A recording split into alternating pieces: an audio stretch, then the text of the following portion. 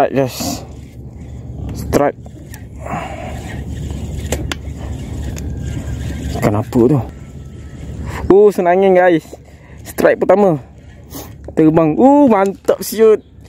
Campak baru berapa minit. Senangin. Mancing tak sampai 1 minit ikan senangin masuk. Senangin ada saiz. Mantap.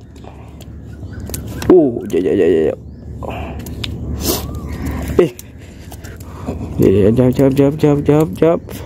Senangin.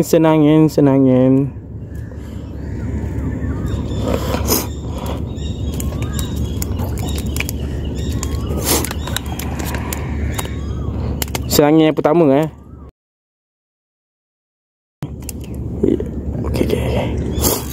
Mantap. Saiz besar agak ni.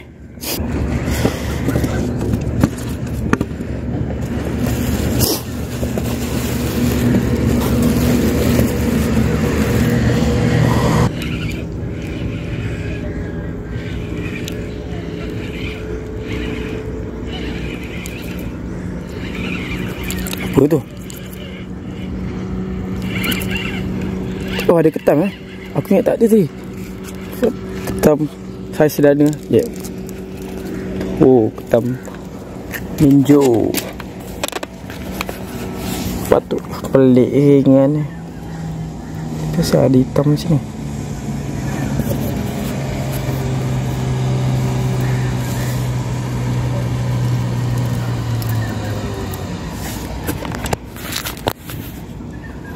Ni ketam yang pertama, saiz sedana.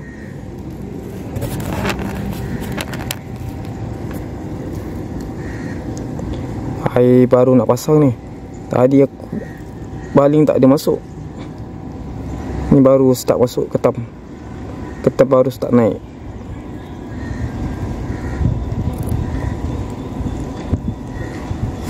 Tadi aku capak umpan, aku tak ada makan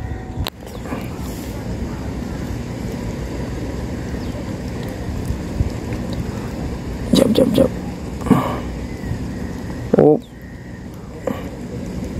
Ketam dah naik. Masa untuk mengetam ketam betina.